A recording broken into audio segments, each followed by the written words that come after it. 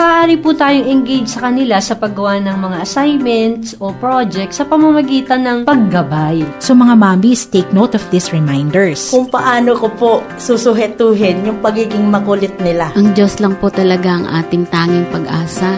Huwag po tayong gumive up. Ang programang inyong kaagapay sa paghubog ng mga pusong ina. Moms at Heart.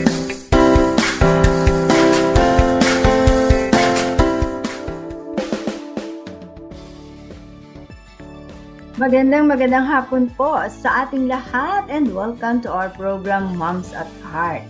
Ngayon po ay pangatlong Sabado na ng ating pong programa kung saan binibigyan ng tuon, binibigyan po ng pagpupugay ang ating mga Moms at Heart sa katauhan po ng mga tatay. Of course, meron din silang pusong ina kahit sila po ay tatay.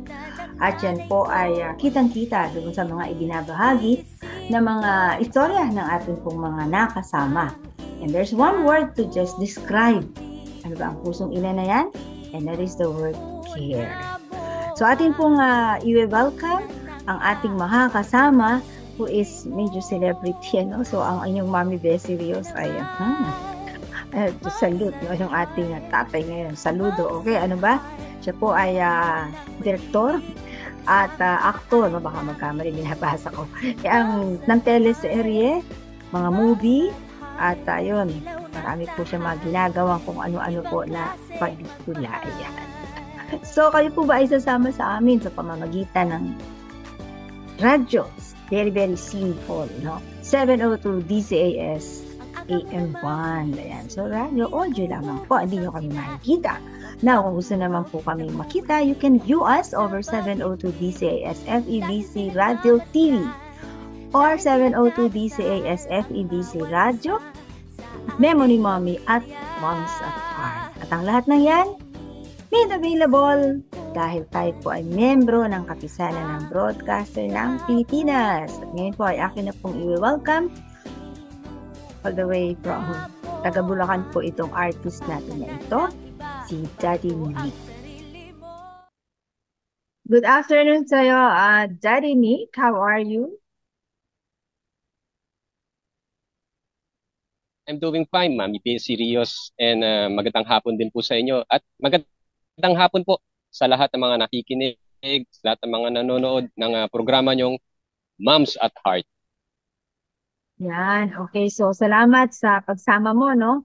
Dito sa ating program na for this month of June ay naging tradisyon na ang mga tatay, no, ang ating binibigyan ng pagpupugay dahil hindi naman ang nanay lang ang pwede natin sabihin. Merong moms at heart. Kaya nga moms at heart.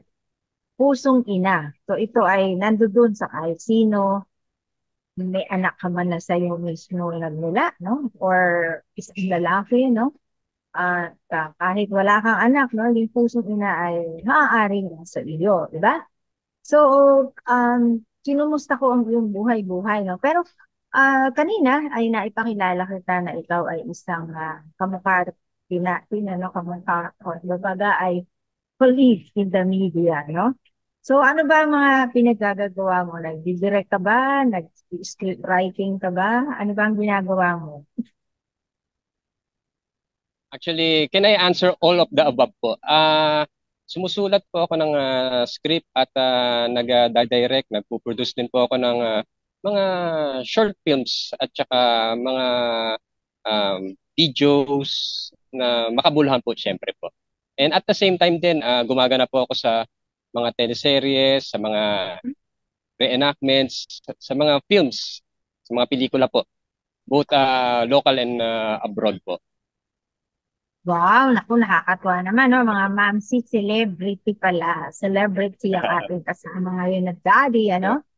At sabi niya ay all of the above. So, hindi lang siya celebrity, kundi multi-talented. Kasi iba yung skills, di ba, no? Daddy Nick, iba yung skill ng pagsusulat ng script, ha? Diba yun, di ba? Kasi magsusulat siya, magko-conceptualize Opo, ka. iba ho. Oo, so, pag Yes. sinabi mo magsusulat ka ng script, parang ba yung libro? Parang drama? Ano ba yan? Parang gano'n. May mga chapter din ba? Medyo Opo, medyo may pagkakahawig po, may pagkakahawig po siya sa libro. Although kung sa libro po ang ginagamit natin ay mga chapters, sa mga scripts po ang ginagamit natin ay mga sequences po. May magkakaiba sa format pero ang prinsipyo ay almost the same din. Nandoon yung content, nandoon yung plot ng story. Sa arrangement lang po nagkaroon ng pagkakaiba po. Yan, oo. At ang nakikita ko dahil ang script, di ba? Dahil ang iyong iginagawa ng script ay isang pelikula, drama, di ba? Naalala ko na mga mamsis, kayo po ba'y sumusubaybay sa ating kanikalang lago? Ayan, so parang gano'n, ano? Yeah. Na meron siyang mga characters, di ba? Tapos sila characters, lalagyan mo ng dialogue, no? Tama, ganun nga ang Ay, script, opo, di ba? opo, opo. Oo. Ah, kumbaga mas naka-highlight yung mga dialogues po. Unlike sa libro, parang nakapaloob lang siya sa mga paragraphs, pero sa mga script na ginagamit sa yung nga po inabanggit niyo sa Tanika ng Lagot, mas ano siya, mas naka-stand out yung mga salitang sasalitain ng mga ano po, ng mga radio talents Yes. po. So parang nai-imagine ko, no? At kaya ako naku-curious dito kasi mga magis, di ba, minsan tayo pa-emote-emote tayo, no? Lalo na kung meron tayong gustong makuha, no? Oh, by the way, Happy Father's Day po pala, no? Sa Happy Father's Day sa'yo, Daddy Nick tomorrow, no? Ay, thank you Um, po. Naku-curious lang ako kasi parang nakikita ko dito, ang mga characters sa script na ginagawa mo, mga pelikula man o yung drama, nakagawa ka na ba na yung stage play na tinatawag? Di ba sa stage play, yung parang teatro? Nakagawa ka na rin ng ganong script? Apo, O pang pelikula? mas marami po yung mga pang pelikula ho. Pero nakagawa na rin po ko one time para sa isang school po ng stage play po. Almost the same din po ng ginagamit ng pampelikula sa pang teatro ho. Nandoon na mas nakalitaw yung ano or mas kitang-kita yung sa script yung mga sasabihin ng mga gaganap po. Yan, At okay. napakasarap ng ganitong ano po, gawain po.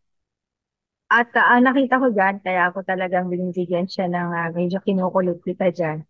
Kasi ang mga mamshis ay merong mga tendencies po, mga kababaihan, ano, na minsan dahil ito yung mga dialogues ng mga characters, kasi binibigyan buhay ninyo yung character, di ba? Kumbaga sa manikin, Ay, opo. dinadamitan. Kayo naman ang Opo. ginagawa ng isang scriptwriter sa pelikula o dyan sa mga teatro, drama, ay binibigyan nyo ng katauhan. Di ba? Halimbawa, yung character si Nona, yan.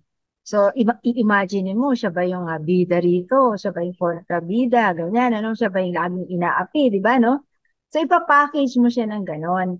And this Opo. program, no, for moms, ay medyo madali tayong Opo. maka-absorb Opo. noon, mga nanay, di ba?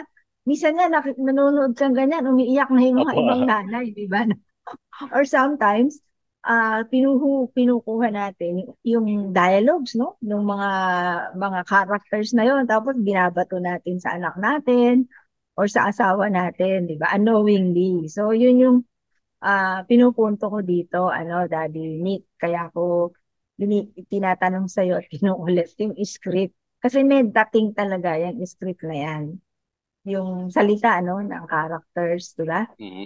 Kung paano mo siya pakilusin doon sa istoryang ginagawa mo at bigyang buhay siya. Yun ang nakakatch ng ating mga nanonood. Tama? Opo. Talagang napakahalaga ho ng portrayal ng isang talent or tinatawag namin sa kanila mga manggagana. Dahil sila yung kumbaga nagbibigay ng buhay sa kung ano man yung mga naisulat namin. Kasi kahit na gaano kaganda yung naisulat namin, kung hindi maganda yung delivery, hindi yung kumbaga yung sinasabi yung mapapaiyak, hindi matatouch yung either listener or viewer po eh. So ano din, kailangan pa rin ng kumbaga ng talent yung mga ganitong gawain po. Yan, okay. Ngayon, ang ating paksain na isi-share mo ay tungkol dun sa yung naging journey, di ba? Kasi bilang nandiyan nga sa ganyang gawain, ay medyo alam na, may mga kakaibang expectations ang mga nakapaligid, no?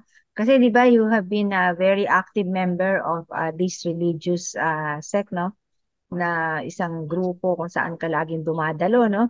And so they have certain expectations, no? Ngayon, doon sa expectations nila, ay mukhang doon ba nagkaroon ng problema or ano? Kasi, syempre, as an artist, di ba, medyo malaya ka dapat gumawa ng plot at mga kung ano-ano. And then, this certain religious group naman, medyo nakapackage ka naman ng, oh, dapat ganito at dapat ganun pa, di ba? So, oo. Pero, yes. Oo. So, naging struggle ba yan sa'yo, yung mga bagay na ito? Kasi, syempre, tingin ko sa'yo, this is your passion di ba? This is your passion. Opo, totoo po yan. Yes, mula Mm-mm. pa ng pagkabata ko, talagang pinangarap ko yung kung ano yung ginagawa ko ngayon. Ho. Okay. Oo. At nabanggit mo pala, teka, bago mo sagutin yung tinatanong ko na related sa religious sector, your background is, anong background mo? Nung bata ka ba, nag-stage play ka na talaga nung high school ka, college, ganyan? Kaya ito na talaga yung naging nakita mo direction ni Ah, Lord sa'yo. opo, actually, nung bata ako, hindi pa po eh. Kasi nung bata ako, masasabi ko na isa akong introvert sa madaling salita, mahiyain, na lagi nagtatago, hirap humarap sa mga tao, lalo na sa camera. Pero salamat na lang sa Diyos dahil na-overcome ko tong fear or tong timidity na ito. At hindi naman instant, pero sa paglipas ng mga taon, naka-gain ako ng confidence, na build yung self-image ko. At ngayon, kumbaga ano na na ibang-iba na talaga ako kukumpara nung bata ako. At Mm. nag-umpisa lang naman lahat sa pangarap. At Mm. salamat sa Panginoong Diyos, ayun ay naging katuparan na. Yan, oo. Alam mo, nabanggit mo yung salitang pangarap, no? Napakahalaga ng role ng isang... Paano mo ba nalaman kung pangarap na ito may nag-encourage sa'yo? Bigla ka na lang napunta dito? May bumukas na pintuan? Paano? Um, Isang very special na tao, siya pa yung nanay ko na nandiyan dyan na kahit na nakikita niyang napakamahiyain kong bata noon pero ini-encourage niya ako na humarap sa maraming tao, na i-build ko yung confidence ko, na na i-build ko yung kung ano man yung yung potential or talent na meron ako. At she's a very religious person ho. Nanggaling din siya sa isang very religious family na kung saan naisalin niya rin sa akin. Kaya lumaki ako sa isang very religious environment po. Naku, nakakatuwa naman yan. Narinig niyo yan, mga mamshis. So, ang nanay ni Daddy Nick, ang siyang may influence, no? Siya ang nagtulak ba? Nag-encourage daw at Opo. nagbigay ng inspirasyon sa kanya. So, yun, napakaganda po, no? Napaalalahanan tayo bilang mga mamshis na ito po ang maganda nating gagawin sa ating mga anak, ano? Na hindi natin sila hahayaan, ano? Na kung gusto nilang nakakulong sila sa kahon. Kung gusto nilang ito na lang, Opo. ano?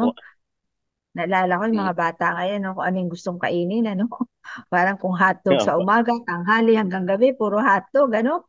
Noodles, lahat yan, ano? So, maganda po na medyo binabali pala natin, no? At yan ang binigay na patotoo, no?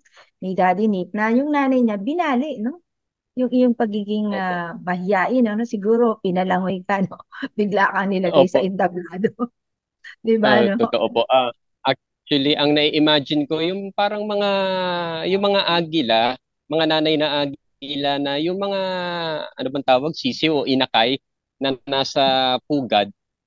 Bagamat medyo parang helpless silang tignan. Pero ang ginagawa ng nanay na Agila, yung dinadampot sila, Tinutulak. tapos lumilipad, tapos pinapakawalan para matuto silang Lumipad. lumipad din. So kumbaga hindi nila parang bini-baby-baby yung mga anak nila. Dahil kasi sa experience ko rin, very gentle ang nanay ko, pero hindi niya ako binaby-baby. Pinush niya ako na ma-overcome yung weaknesses ko at in-strengthen niya ako sa paraan na alam niya. At very thankful ako.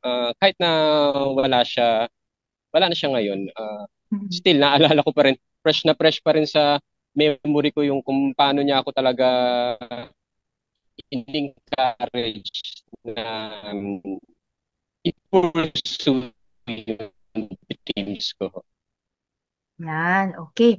So maganda yun, bilang mga momshies ay nakita natin, ang kahalagahan ng ating influence at kung paano natin inilabas mula sa kakaiba, na tendency yung ating mga anak. At ayan, kitang-kita natin kay Daddy Nick. Okay?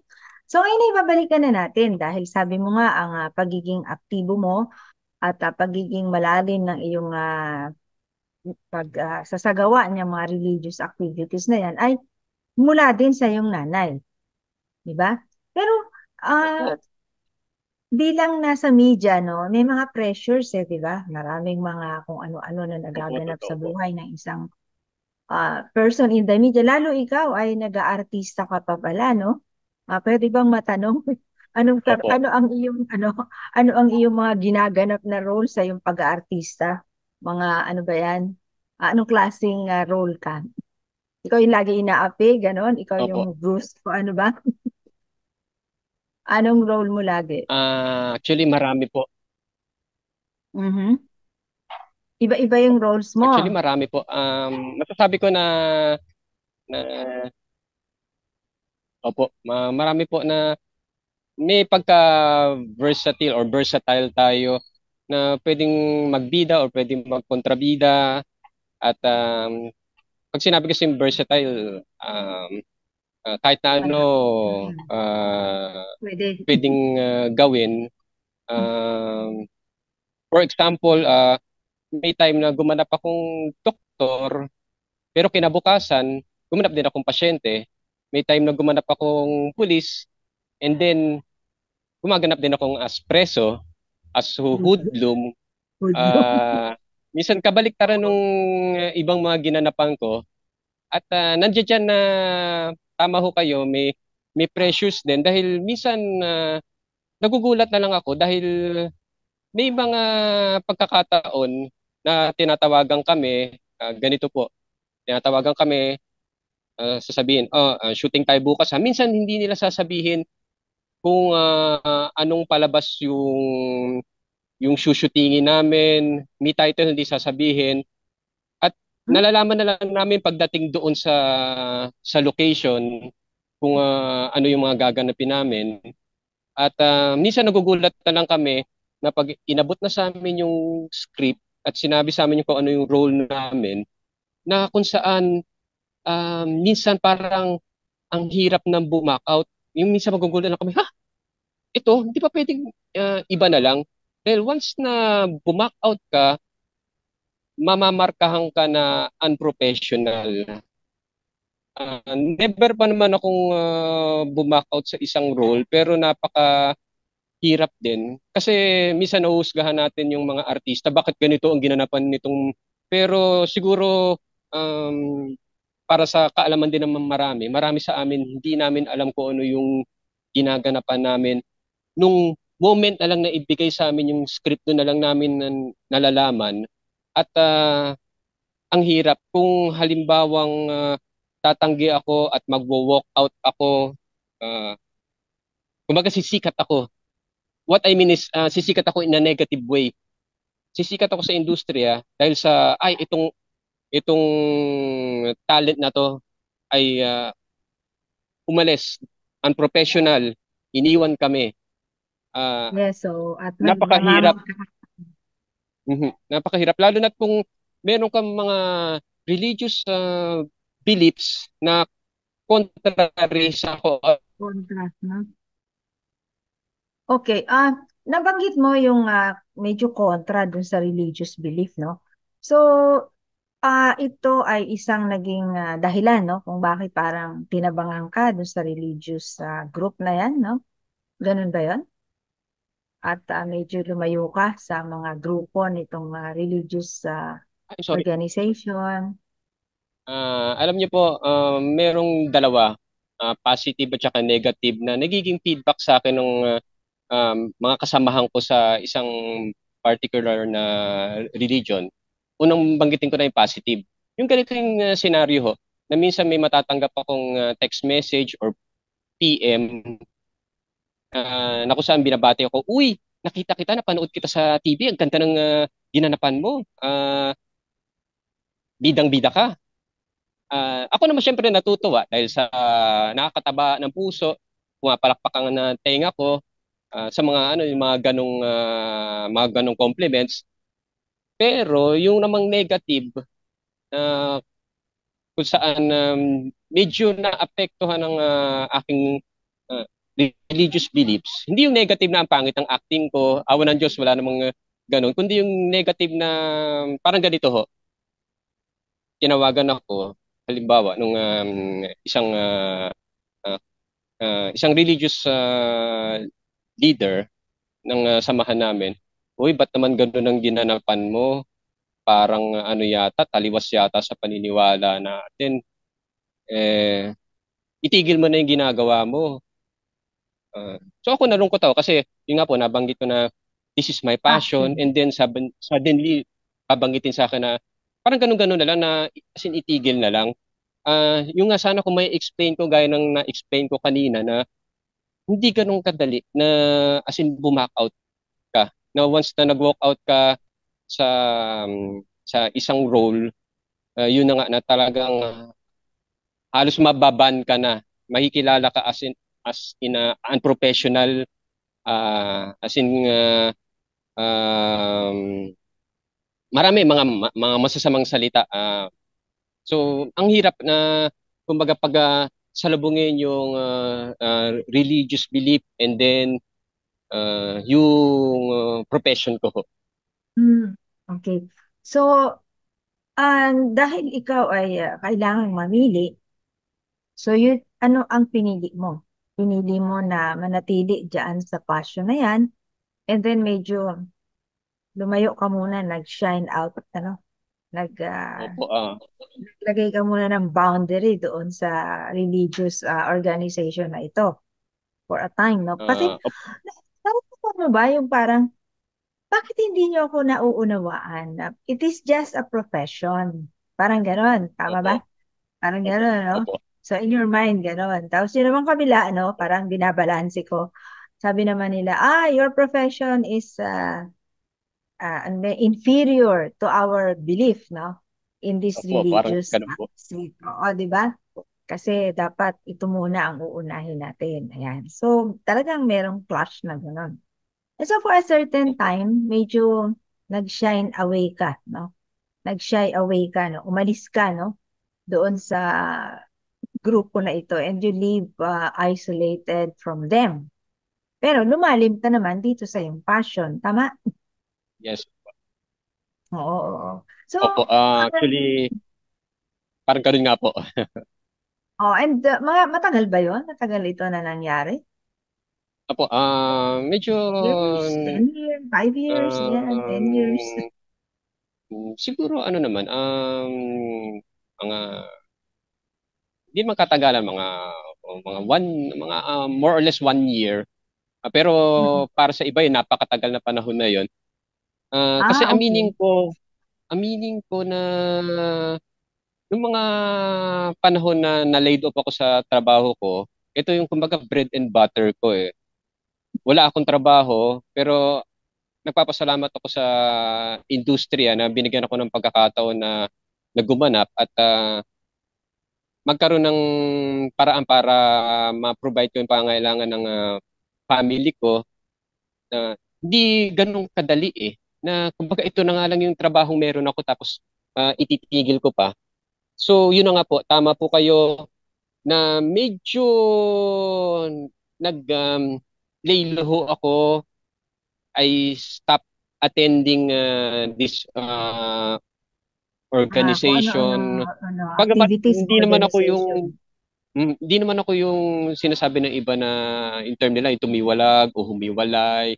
Kumbaga laylo lang, sa ibang Distansya. salita nagpalamig lang dahil aminin ko nasasaktan ako dahil sa uh, kahit sino naman siguro masasaktan pag sinabihang itigil mo na yung pagtatrabaho mo sa ganyang klaseng trabaho. Ah, yun, tinuloy ko yung ano ko, ano yung bagamat talagang I'm still trying my best na mamili pa rin ng role. Kaya lang yung senaryo nga na hindi ko nalalaman agad kung ano yung role na binibigay ko. Ay, binibigay sa akin, I'm sorry, binibigay sa akin. Pero at the same time din, nagkaroon ako ng time din na mas makakapag-isip-isip na mas um, kwentahin or i-consider Timbangin. yung situation ko. Mhm. Timbangin Na ang iyong sometimes sitwasyon.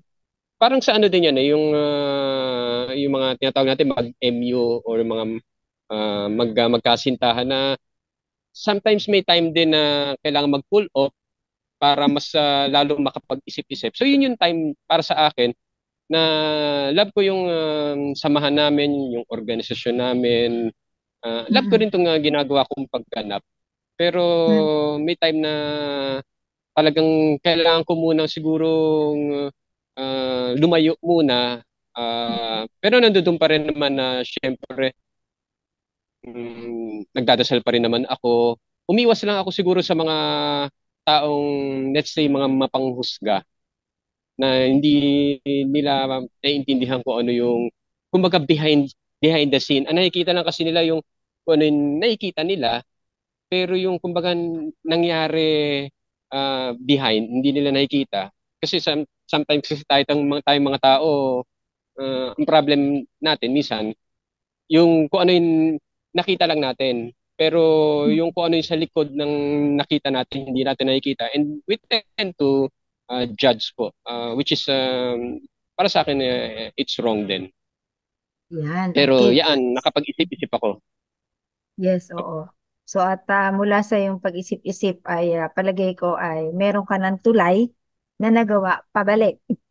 Tama ba? Ay, opo. Parang right Opo. now, meron ka ng tulay na pabalik. And ito ang susunod nating pag-uusapan patungkol dyan sa tulay na yan. Ay, sige po. Sige. Naku, nakakatuwa naman, ano? So mula doon sa mga dinaanan mo na mga challenges, no? Na iniisip mo na ang iyong isang religious group na kasama mo will understand you, will support you, ay naging dahilan, no, para mag-discourage ka at magkaroon ng mga, sabihin natin, nako-confuse ka, di ba? Kasi parang ito at saka ito babalansihin mo. And of course, you opted na mag-stay dyan sa iyong passion.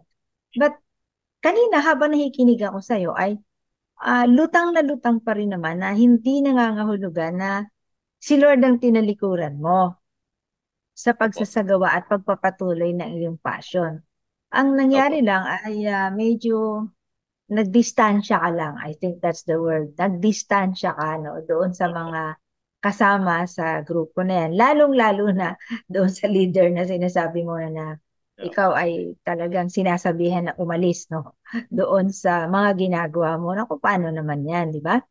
So now that you are coming back doon sa gumawa ka ng tulay, no?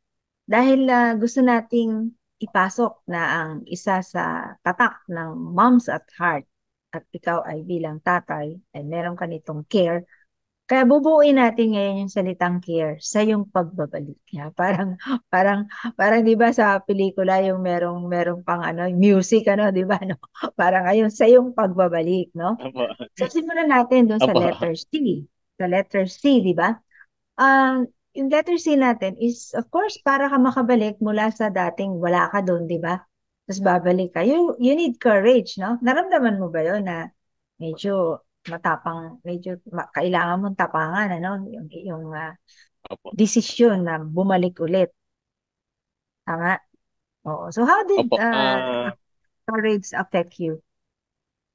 Actually, talagang it takes courage talaga na kumbaga humarap sa, sabihin na natin yung biblical term, yung mga pariseyo. Ah, sa akin na talaga wala akong courage kasi discouraged na nga ho ako. Pero can I mention a special someone? Actually, katabi ko siya ngayon dito eh. Hindi siya yung mom ko dahil wala na yung mom ko ho eh. Isa rin siyang mom, special mom, asawa ko po. Siya yung pinaka Of course. nakakaintindi rin sa kalagayan ko. Oo. Ayun siya. Nakikinig, nakangiti naman. Sige, Kasi yun nga po, as I pakakainin mo. mentioned, uunawaan niya. Nauunawaan Yan. niya yung kalagayan Nangyayari. ko at siya yung sabihin natin siguro bukod tanging nag-i-encourage sa akin dahil sa discourage na nga ako. At malaking bagay yan na magpatuloy. Dahil at that time talaga, down ako, depressed na depressed ako, hindi ko alam ang gagawin ko. Pero I thank God sa aking asawa na parang sa totoo lang, wag mo sana siya magagalit eh. Kasi mas matanda siya sa akin ng 5 years. Para kung na rin siya nanay. So, Ate yun po. lang, ate. Yun po, Ate, sabi. malaki na contribute niya sa akin para magkaroon ng courage. Yan, okay. So, yung courage to go back, no? And talking of courage, meron ka ritong mga, syempre, mga sabihin natin, di ba, pag courage, meron kang ina-knockdown, medyo may nakaharap pang mga ganon. Ano yung pinakamahirap, na parang kailangang leap over, no? Yung lagpasan mo dito sa pagbabalik mo. Okay, yung kumbaga hindi naman sa yung kakapalan ko na lang yung okay bang gamitin ko yung term na yung mukha ko. Pero kailangan pa rin na maging firm ako sa belief ko or sa stand ko na ganito kasi alam mo naman pag wala kang ginagawang mali o masama, wala kang dapat ikahiya eh na kumbaga taas noo ko pa rin.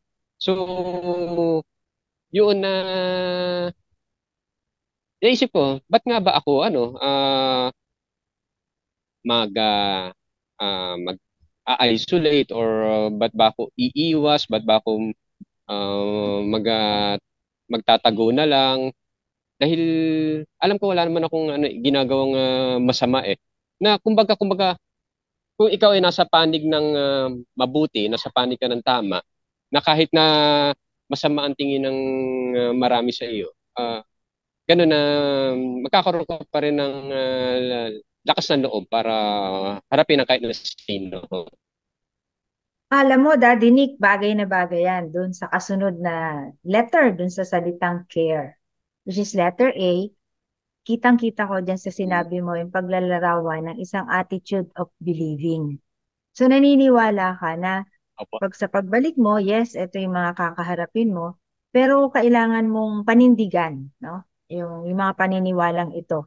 Yes. Yung word na ginamit mo is to affirm, no? So you have to stand, no? Dun sa iyong mga pinaniniwalaan. And yung attitude na yun, mga mamshis, ay mahalaga po, para nakikita ko yung, kasi nga mga daddy ngayon ang binibigyan natin po ng tribute, no? Dito sa buhay, no? Buhay, no? Parang movie kagaya mo ni Daddy Nick ay nakikita ko yung paninindigan ng isang lalaki, no? Yung paninindigan ng isang lalaki, isang Opo. padre de pamilya, no? Na kung saan ang atin pong mga anak ay makakakita ng tinatawag na tatag. Kasi alam mo, sa segue lang ako, no, Daddy Nick, ang dami natin ngayong problema sa Opo. mga mental health na tinatawag. Iyang pagkakaroon ng katatagan at modelo ng katatagan, isa yan sana sa pagkukunan ng kalusugan sa kaisipan ng mga bata. Pero sa kasalukuyan, malaki po ang problema natin dyan.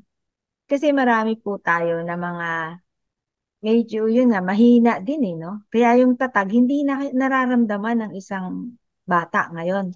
Nagkakaroon siya ngayon ng parang naguguluhan siya. Ngayon, hindi niya makikita sa siya kakapit ng tatag. Okay sana, no? Kung kakapit siya ng tatag, kung dugtong sa kanya at naipakilala at naninindigan sa Panginoon, no?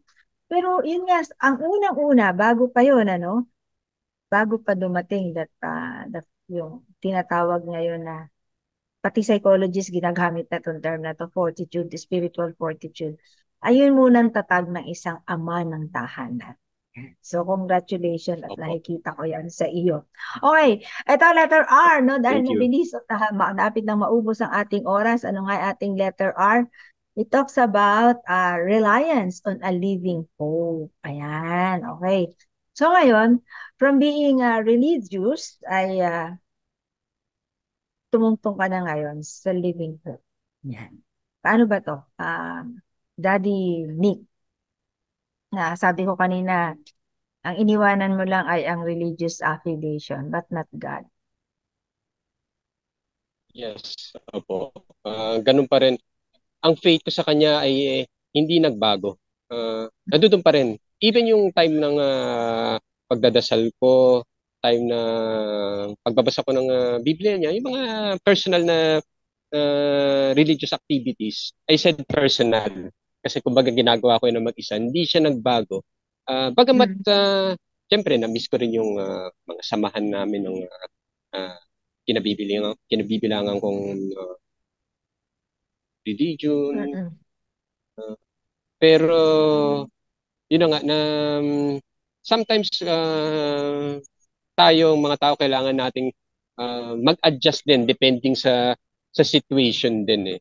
At nandoon na ina-adjust ko yung sarili ko ng mga panahon na yon at naniniwala ko na nakabubuti sa akin yon at malaking naitulong yung mga panahon na yon na maging adaptable sa situation. At the same time din naman, naniniwala akong nag-grow ako bilang isang ama din, bilang isang lalaki din. Dahil may mga changes na nangyayari at sabi nga nila na dapat mag-change din tayo kung nag-change yung panahon o yung paligid natin. Yan, oo. So, di ba, pinansin ko na nga na nakita ko sa iyo ang katatagan at yung pananatili mo sa isang Panginoon, di ba?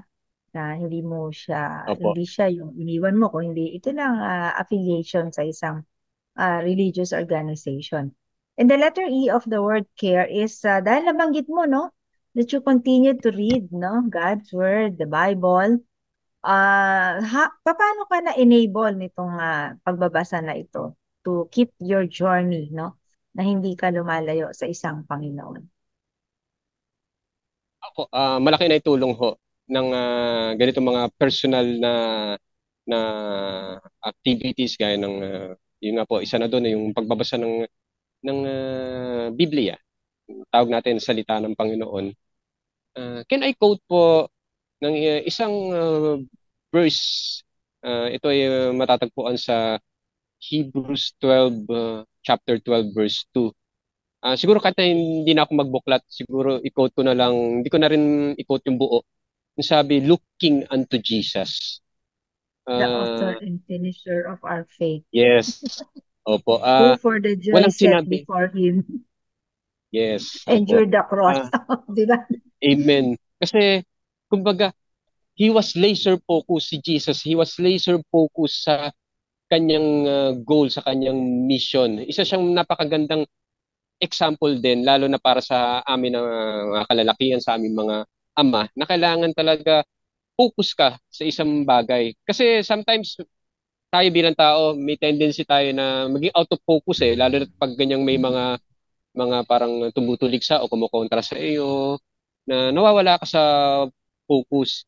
Si Kristo nung panahon na yon, nandoon na maraming mga pwedeng magpaalis sa focus niya, lalo na yung panahon na siya ay pinahihirapan, inuusig. Ganun din tayo. Ako, may times din na out of focus ako. Minsan kasi, ang focus ko ngayon nababaling sa mga tao, especially sa mga, sabihin natin mga hinahangaan ko, mga tinitingala ko, mga religious leaders. Pero ang sabi nga, looking unto Jesus, hindi sinabing looking unto men or unto religious leaders or kahit na sino, wala. Jesus. Kundi looking unto Jesus. At hindi naman pala ako yung kumbaga dapat ma-discourage dahil sa nandiyan dyan si Jesus na Yes. naiintindihan niya ako sa sitwasyon ko. Kundi ako naiintindihan ng ibang mga kasamahan ko, well, it's fine. Dahil sa alam ko, merong isang nakakahigit na nakakaintindi sa atin. Siya yung nasa taas. Ang ating Jesus. Panginoong Jesus. Okay? So I think napakaganda ng iyong paglalarawan, pag mga salita na iniwanan, and that verse speaks so much, no? Na challenge para sa ating mga katatayan. And tayo rin, mga momshies, no? May marami po tayong napulot mula kay Daddy Nick. Okay? So maraming salamat sa iyo, Daddy Nick, at pagpalain ng Panginoon ang pagsasagawa mo ng care, showing your firmness, no? Ang katatagan mo bilang isang tatay na nakita ng iyong anak, ng iyong asawa, kung paano ka nanindigan. Hindi sa kung ano pa mang bagay, kung hindi nanindigan para sa isang Panginoon. At dahil dyan, hindi po nagtatapos ang ating programang Moms at Heart nang wala po tayong mananalangin. At ang mananalangin po sa atin all the way from Vietnam ay si Pastor Jose Dupale, ang ating pong butihing asawa ng ating leader doon ng Praying Moms at Heart, si Pastora Ami. Bibigyan din po niya tayo ng mga praying tips bago po siya mag-close sa atin sa panalangin. Tayo po ngayon ay manalangin. Aming mahabaging Ama, pinupuri kita at niluluwalhati sa iyong pag-ibig at kadakilaan. Kami po ay lumalapit sa iyo ngayon bilang isang anak mo at bilang ama ng bawat tahanan. Kami po ay lubhang nalulungkot sa mga kasalanan ng aming henerasyon, sa pagtalikod sa iyo at sa iyong mga utos. At ang aming puso'y nadudurog sa kahihiyan dahil sa aming pagsalangsang.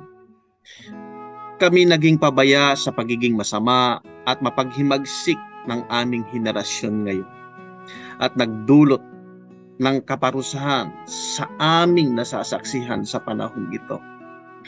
Ngunit alam po namin na ikaw ay isang Diyos na mahabagin at mapagpatawad.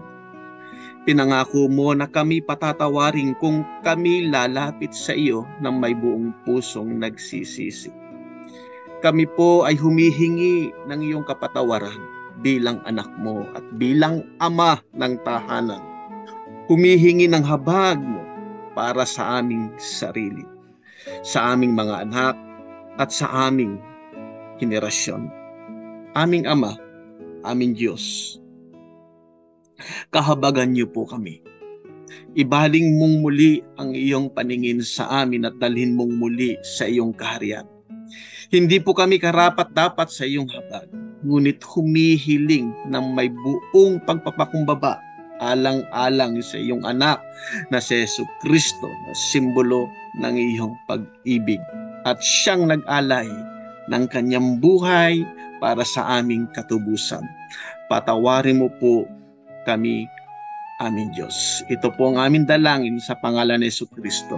Amen and Amen. Pagpalain po tayo ng ating pong Panginoon. Sa pong pinagpalang araw sa bawat isa po sa atin mga kapatid ko po kay Kristo, meron po tayong prayer tips sa araw nito. Pray like of Daniel. Letter D, dependence on God. Begin your prayer by acknowledge your complete dependence on God. Recognize that He is the source of all wisdom, power, and guidance. According to Daniel chapter 2, verse 20 to 23. In letter A, adoration, praise and worship God for His greatness, holiness, and faithfulness. Magnify His name and exalt Him above all else. According to Daniel chapter 2, verse 19. In Daniel chapter 4, verse 37. And letter M, needs. Present your needs before God honestly with humility. Share your concern, desires, and burdens with Him, knowing that He cares for you. Daniel chapter 9, verse 3 and 4. And letter I, in name Daniel's, intercession. Pray for others, interceding on their behalf. Lift up the needs and well-being of your family, friends, community, and even your enemies, asking God to show His mercy and grace, according to Daniel chapter 9, verse 19. In letter E, empathy with expectation. Identify with the sins and struggle of your generation, and express genuine sorrow and repentance for them. Seek forgiveness, not only for yourself, but also for your community and nation, according to Daniel chapter 9, verse 5 to 6. And with expectation, approach God with faith and expectancy, believing that He is able to answer your prayers. Trust in His promises and have confidence that He will act according to His perfect will and timing, according to Daniel chapter 10, verse 12. And lastly, letter L, listening. Take time to listen to God's voice. Be still before Him and allow Him to speak to your hearts through His word, His Spirit, and His gentle whisper. Pay attention to His guidance and instruction, according to Daniel chapter 10, verse 11, in Daniel chapter 10, verse 19. God bless us all po. Maraming salamat sa iyo, Pastor Dupale. At tunay naman po ang nakasuot sa akin na t-shirt ay Praying Moms at Heart. Ayan. So, kayo po ay patuloy kong inaanyayahan na sana po ay sumali kayo dito sa atin pong grupo ng mga Praying Moms at Heart, kung saan ito po yung kambal na programa ng atin pong Moms at Heart. At doon po ay magkakaroon tayo ng medyo pagkakakilala. Nakakatuwa po na kahit via Zoom lang po, naku, ay para na pong close ang intimacy ng bawat isang nanay. Ayan.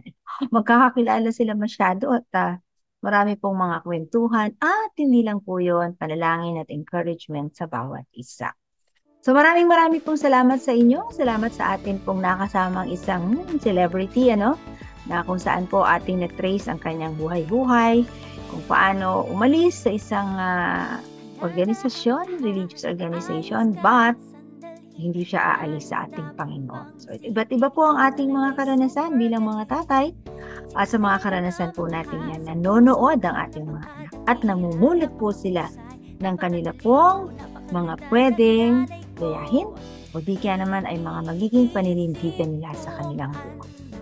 Sa inyo pong lahat na nakasama namin via 702 DCAS FEBC Radio TV o di kaya naman po ba ay sa 702 DCAS FEBC Radio or Memo ni Mommy or Moms at Heart. Or meron po tayong very simple, minsan wala na nga pong pinipitihid kung kayo po ay merong PM radio or dun sa mga nag-tune in, na gusto lamang po ng audio, 702 DCAS AM1. At of course, lahat ng yan ay dahil miyembro po tayo ng kapisanan ng mga broadcaster ng Pilipinas. Maraming salamat po sa ating mga kaagapay. Ang inyong Mami Beselius ay nag-iiwan sa inyo dito nga po sa ating Moms at Heart, programang humuhubog sa ating mga pusong ina ng isang maganda, masigla at laging pinagpala ang ating pong hapon. Sana po ay makadaupang palad po kayo dahil sa susunod na Sabado, ayan, ay nariyan po ako sa lugar ng Nueva Ecija, Muñoz, to be specific. Mag-chat po kayo at aking ibibigay ang detalye kung paano po kayo makakarating dyan. All of us, I'll have to greet again dahil bukas po ang ating Father's Day. So all the fathers, Happy Father's Day po sa inyo lahat. Moms at Heart, punong-puno ng pag-ibig, pagkasama ka ay langit.